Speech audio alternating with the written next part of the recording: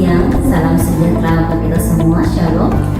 Yang terhormat Bapak Ibu Asesor Sertifikasi Dosen tahun 2026, perkenalkan saya Eki Busra SMMK. Saya merupakan salah satu dosen tetap pada program studi S1 Kesehatan Masyarakat Stikes Maluku Sada, Provinsi Maluku, Kota Ambon, dengan INIDN 1208039102. Berikut merupakan outline persentase mata kuliah dasar promosi kesehatan yang menggunakan prinsip DIA atau Delivery, Interaction, and Assessment, di mana pada kesempatan ini saya akan menjelaskan atau memaparkan berkaitan dengan identitas mata kuliah, deskripsi mata kuliah, capaian pembelajaran, materi pembelajaran, sistem pembelajaran, metode pembelajaran, serta sistem penilaian. Identitas mata kuliah pada dasar promosi kesehatan yakni merupakan mata kuliah pada semester 2 dengan bobot SKS 2 SKS dengan kode mata kuliah yaitu KM 01221. Deskripsi mata kuliah pada dasar promosi kesehatan merupakan mata kuliah keilmuan dasar yang membekali mahasiswa dengan pengetahuan, keterampilan, dan sikap dalam memahami konsep, prinsip, teori, dan strategi promosi kesehatan sebagai bagian dari upaya peningkatan derajat kesehatan masyarakat. Mata kuliah ini membahas terkait dengan konsep dasar promosi kesehatan, perbedaan promosi kesehatan, pendidikan kesehatan, dan penyuluhan kesehatan, determinan kesehatan, model-model perilaku kesehatan, komunikasi kesehatan, pemberdayaan masyarakat, advokasi, kemitraan,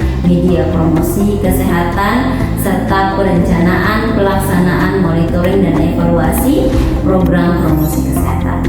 Mahasiswa juga dibekali kemampuan menganalisis masalah kesehatan melalui telah kasus dan jurnal ilmiah, serta merancang alternatif pemecahan masalah berdasarkan pendekatan promosi kesehatan berbasis bukti atau evidence based promotion. Berikut merupakan capaian pembelajaran mata kuliah atau CPMK dalam mata kuliah dasar promosi kesehatan, yakni yang pertama, mahasiswa diharapkan mampu menjelaskan konsep dasar, prinsip, ruang lingkup, perkembangan promosi kesehatan, serta perbedaan antara promosi kesehatan, pendidikan kesehatan, dan penyuluhan kesehatan. Yang kedua, mahasiswa diharapkan mampu menjelaskan determinan kesehatan dan berbagai teori model-model perilaku kesehatan sebagai dasar analisis masalah kesehatan masyarakat. Yang ketiga, mahasiswa diharapkan mampu menganalisis berbagai masalah kesehatan masyarakat berdasarkan determinan kesehatan dan model perilaku dengan menggunakan bukti ilmiah. Yang keempat, mahasiswa diharapkan mampu merancang strategi, metode, media, dan program promosi kesehatan yang sesuai dengan karakteristik sasaran berdasarkan hasil analisis masalah kesehatan. Dan yang terakhir, mahasiswa diharapkan mampu mengkomunikasikan hasil analisis dan merancang program promosi kesehatan secara ilmiah, logis, kolaborasi, dan bertanggung jawab. Berikutnya materi pembelajaran dasar promosi kesehatan, di mana dalam mata kuliah dasar promosi kesehatan saya mengintegrasikan antara kegiatan teori dan praktikum, di mana pada teori akan membahas terkait dengan konsep dasar, ruang lingkup, tujuan, dan prinsip daripada promosi kesehatan. Yang kedua, perbedaan promosi kesehatan, penyuluhan kesehatan, dan pendidikan kesehatan. Yang ketiga, determinan kesehatan, baik biologis, lingkungan, perilaku, pelayanan kesehatan, serta strategi dalam promosi kesehatan. Yang keempat, perilaku kesehatan dan faktor-faktor yang mempengaruhi perilaku kesehatan tersebut. Yang kelima, model perilaku kesehatan. Yang keenam, komunikasi kesehatan dan KYE. Dan yang terakhir adalah perencanaan program promosi kesehatan. Sedangkan pada kegiatan praktikum. Di sini mahasiswa diajarkan untuk menganalisis kasus promosi kesehatan, telaah jurnal promosi kesehatan atau telaah jurnal perilaku berisiko kesehatan, serta menyusun media dan pesan dalam promosi kesehatan. Sistem pembelajaran secara hybrid, yakni sistem pembelajaran dapat dilakukan dengan secara daring maupun secara group. Metode pembelajaran, saya menggunakan prinsip DII atau Delivery, Interaction, and Assessment dengan metode Student Center Learning atau SCL, Problem Based Learning atau PBL, dan Case Method. Sistem pembelajaran dalam dasar promosi kesehatan, di sini saya menggunakan bobot partisipasi perkuliahan 15%, bobot tugas 20%, bobot praktikum 15%, bobot ujian tengah semester atau UTS 25%, bobot ujian akhir semester atau UAS 25%, yang kemudian akan diakumulasi dari semua penilaian tersebut dibagi dengan 10 untuk mendapatkan nilai akhir daripada mata kuliah dasar promosi kesehatan. Terima kasih.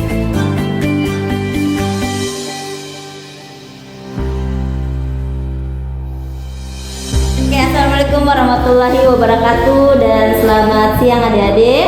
Waalaikumsalam warahmatullahi wabarakatuh. Oke, bagaimana kabarnya hari ini? Sehat? Sehat, Ibu. Oke, sehat ya, alhamdulillah. Oke adik-adik, sebagaimana kita punya mata kuliah pada hari ini adalah dasar promosi kesehatan, yang sudah hari ini adalah hari pertemuan keempat kita ya. Tapi sebelum katong masuk dalam pertemuan keempat, alangkah baiknya katong berdoa dulu ya, supaya apa yang katong pelajari pada siang hari ini dia bisa bermanfaat, ilmu yang diberikan bisa mudah dipahami, kemudian dia bermanfaat bagi diri dan juga bagi masyarakat. Oke, berdoa sesuai dengan kepercayaan dan agama masing-masing. Berdoa dimulai.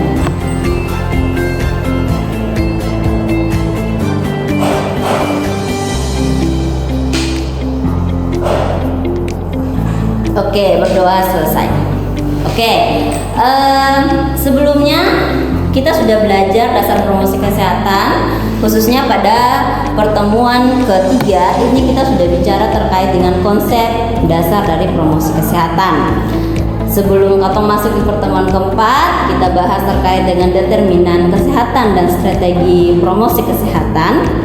Ibu mau merefleksi dulu ya materi sebelumnya, setidaknya mengingatkan kembali adik-adik apa itu promosi kesehatan ya. Jadi siapa yang bisa menyebutkan 3 kunci dalam konsep promosi kesehatan? Oke, Dian. Ya. Yang pertama pemberdayaan, yang kedua kontrol diri, yang ketiga kesehatan yang berkelanjutan. Oke, pemberdayaan, kontrol diri, dan kesehatan berkelanjutan. Ada yang bisa memberikan contoh daripada pemberdayaan, kontrol diri, dan kesehatan berkelanjutan? Bian, coba.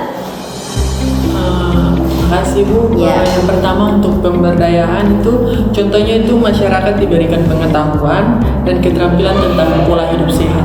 Oke, bagus. Kemudian Rian. Ya.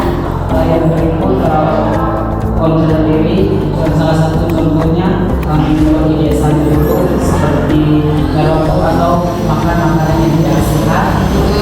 Yang berikut mematuhi aturan obat saat sakit.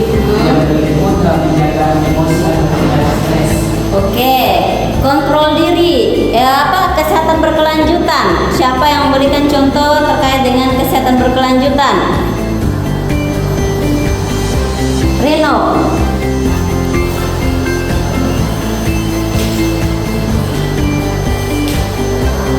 Ya, siapa? Selesai untuk presensinya? Oke, kita lanjut di pertemuan keempat. Di sini ada ada 4 CPP atau capaian pembelajaran pertemuan keempat. Ini yang pertama itu mahasiswa mempunyai ketepatan dalam mengidentifikasi ya daripada determinan kesehatan pada suatu kasus. Kemudian ketepatan dalam menganalisa hubungan antar determinan kesehatan.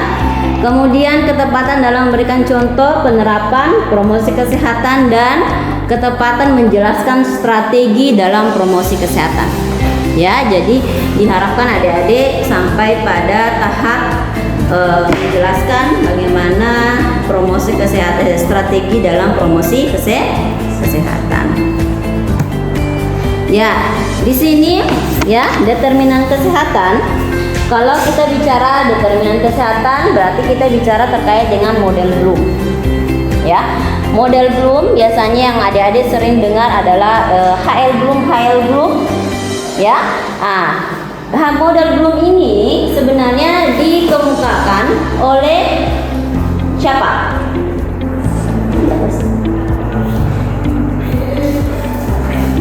Mas Lalonde. Yes, Mas Lalonde. Ini dikemukakan oleh Mas Lalonde.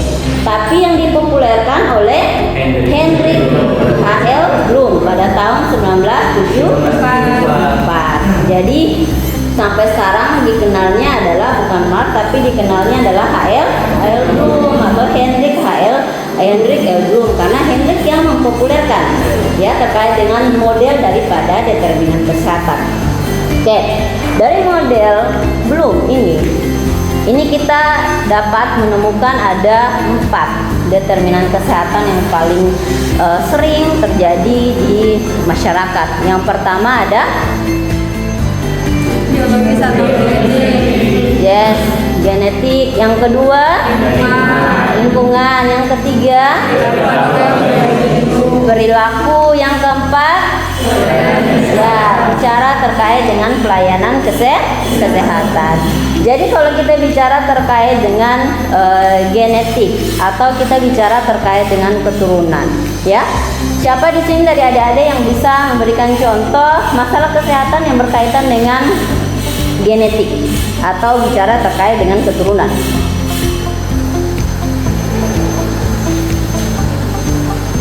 Reno? Itu jadi masalah kesehatan yang berkaitan tentang biologi atau genetik, yaitu riwayat genetik penyakit, contohnya seperti diabetes, hipertensi, dan golongan darah penyakit jantung bawaan. Oke, penyakit jantung bawaan. Ya, ini merupakan masalah kesehatan yang bisa timbul akibat faktor genetik. Tutup pintu dong. Sandarkan lagi debat. Kemudian faktor lingkungan, ya kita bicara faktor lingkungan berarti kita bicara faktor eksternal. Siapa yang menyebabkan hal ini? Oh, bisa banyak hal, bisa lingkungan biologis maupun lingkungan kimia. Kalau lingkungan biologis berarti kita bicara terkait dengan agen penyakit, bisa virus, ya bakteri, kuman, parasit dan sebagainya. Kalau faktor lingkungan kimia berarti kita bicara terkait dengan polusi, ya. Apalagi kalau bicara terkait kimia, radiasi, kemudian apa lagi? Makanan.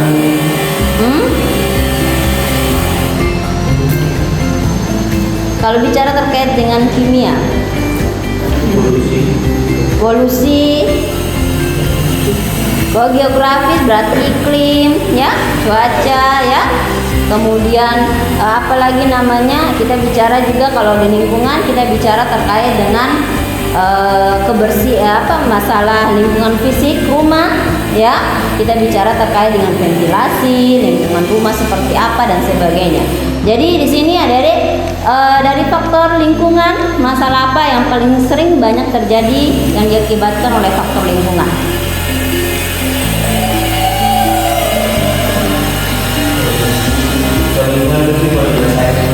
Kualitas air, kemudian Udara juga dapat mempengaruhi. udara, mempengaruhi kesehatan ya. Kemudian bisa salah satu penyakitnya adalah bicara terkait dengan diare, ispa ya. Ya, seperti itu. Kemudian kalau faktor yang berikutnya adalah perilaku. Ya. Kalau kita bicara perilaku, di sini kita bicara terkait dengan pilihan. Ya. Pilihan daripada individu itu sendiri. Apakah dia mau berperilaku sehat, berperilaku negatif atau berperilaku yang positif, tergantung dari pilihan. Contoh, merokok. Ya, orang berperilaku merokok itu pilihan. Oh, beta mau merokok. Saya mau merokok. Saya nggak mau merokok karena merokok bisa mengakibatkan mungkin jantung, nanti bakalan jantung, terus saya bakalan punya BB atau berat badan itu menurun drastis, kurang nafsu makan dan sebagainya. Akibatnya beta bisa insomnia dan sebagainya. Itu pilihan ya kalau kita bicara perilaku. Jadi contoh dari masalah kesehatan yang paling banyak terjadi akibat perilaku apa?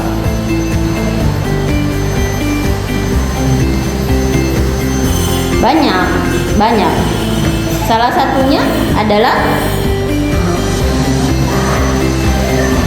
ya merokok, faktor dia punya masalah kesehatan yang bisa mengakibatkan perilaku itu. Ya, di sini ibu ada kasih ya contoh atau studi kasus berkaitan dengan determinan kesehatan. Ya, ini yang ibu ambil adalah masalah HIV/AIDS. Ya, jadi kita bicara terkait dengan keempat determinan yang tadi kita pelajari. Determinan, model, Bloom. Bicara terkait dengan agent, kita bicara terkait lingkungan, perilaku dan pelayanan kesehatan. Ya. Nah, di sini kita bicara terkait dengan di sini ibu ada tampilkan dalam bentuk tabel sehingga bisa ya mahasiswa, adik-adik sekalian bisa dengan mudah memahami. Dari contohnya determinan kesehatan ini berdasarkan faktor biologis. Temuannya apa? Ini berdasarkan hasil riset ya. Temuannya apa? Dia bicara terkait dengan ya, kalau di agent berarti kita bicara terkait dengan HIV itu dia disebabkan oleh virus. Ya, virusnya bernama apa? Kalau HIV ini Human Immunodeficiency Virus. Nah, ini yang disebabkan yang menyerang nanti sistem kekebalan tubuh ketika virus HIV ini sudah masuk ke dalam tubuh manusia. Kemudian dampaknya apa? Dampaknya adalah infeksi ini akan berkembang kalau tidak segera dilakukan pengobatan. Ya, dia akan berkembang menjadi AIDS. AIDS ini berarti sudah sindrom, ya, sindrom. Artinya sindrom berarti artinya sudah bukan hanya saja penyakit HIV yang dia idap, banyak penyakit di situ. Bisa tuberkulosis, ya, banyak. Jadi bisa dibilang tuh apalagi namanya AIDS. Kemudian bicara upaya promosi kesehatan dari masalah yang berdasarkan faktor agen atau faktor biologisnya apa? Ya bisa dengan edukasi baik kepada orang yang sudah terkena HIV maupun orang yang belum terkena HIV. Gunanya untuk apa? Orang yang terkena HIV supaya dia mau melakukan deteksi dini. Ya, karena dia sudah mulai saya punya riwayat perilaku seks berisiko, ya. Kemudian dia sudah punya kesadaran untuk melakukan tes dini. Ya, punya pengetahuan. Kalau saya tidak melakukan tes dini terkait dengan kondisi kesehatan saya, berarti nanti akan berdampak nanti seperti apa untuk kedepannya. Kalau yang belum terkena, dia punya pengetahuan, artinya memberikan orang-orang yang tadi yang masih sehat ini benteng untuk menjaga dan membatasi perilaku dalam hal seks yang tidak sehat. Kemudian kalau di faktor lingkungan berarti kita bicara terkait dengan stigma, kita bicara terkait dengan diskriminasi, ya. Karena biasanya edukasi ini penting, ya, penting untuk tidak hanya kepada orang yang sudah terkena HIV, tetapi juga penting untuk dilakukan kepada orang-orang yang di sekitar masyarakat, sehingga apa stigma yang ditimbulkan atau yang muncul di masyarakat itu bisa diredam. Karena tadi kurangnya pengetahuan. Oh, tidak boleh tinggal serumah dengan orang yang HIV, nanti tertular kita dengan HIV-nya. Oh, tidak boleh berkomunikasi atau berinteraksi, ya, bicara dengan orang HIV, nanti kita tertular. Padahal HIV, penularan HIV tidak semudah itu.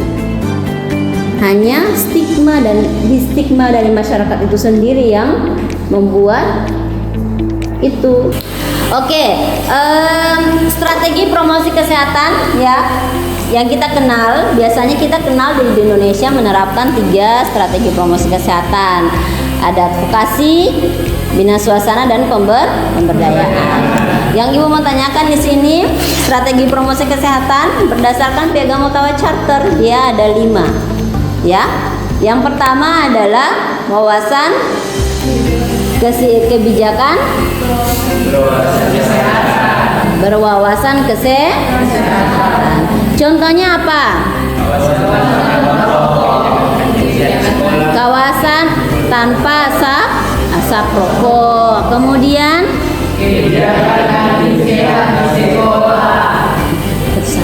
kebijakan kantin sehat di sekolah. Kemudian kebijakan sekolah bebas narkoba. Kemudian strategi yang kedua, menciptakan lingkungan yang mendukung. Contohnya seperti apa? Fasilitas cuci tangan dengan sabun. Oke.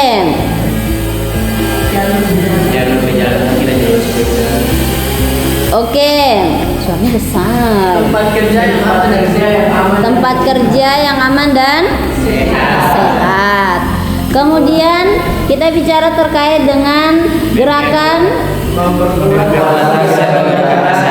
ya, gerakan masyarakat. Contoh aksinya apa? Posyandu, apalagi?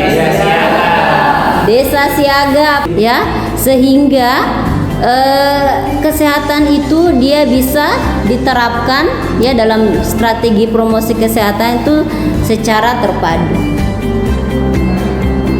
sehingga mewujudkan perilaku hidup sehat dan meningkatkan kualitas hidup masyarakat jauh lebih baik. Jadi intinya adalah daripada inti dari kegiatan promosi kesehatan adalah peningkatan perilaku hidup bersih dan sehat dan meningkatnya derajat kesehatan serta memiliki masyarakat yang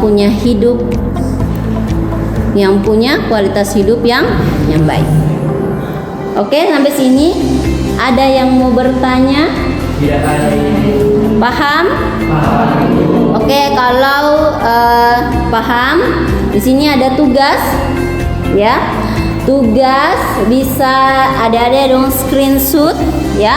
Di sini ada tugas untuk pertemuan kelima. Jadi nanti Ibu bakal review dulu sebelum Kakak masuk di pertemuan kelima.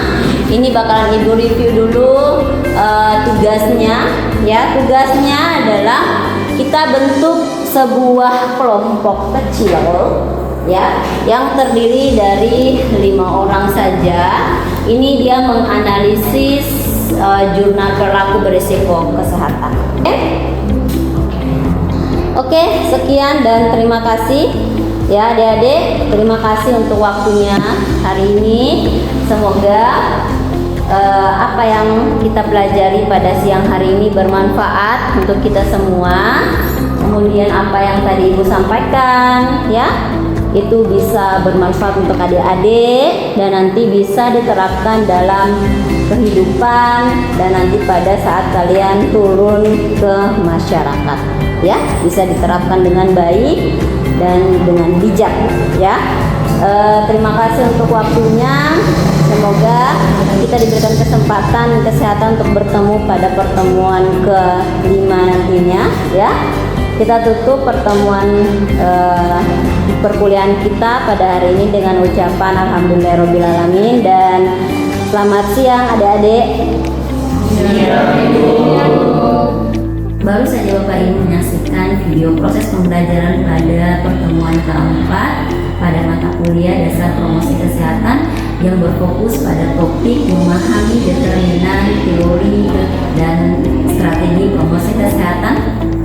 Dalam sesi tersebut, mahasiswa diajak untuk mengeksplorasi berbagai determinan yang mempengaruhi masalah kesehatan berkaitan dengan teori promosi kesehatan dengan fenomena kesehatan masyarakat, serta menganalisis strategi promosi kesehatan yang tepat melalui diskusi dan studi kasus.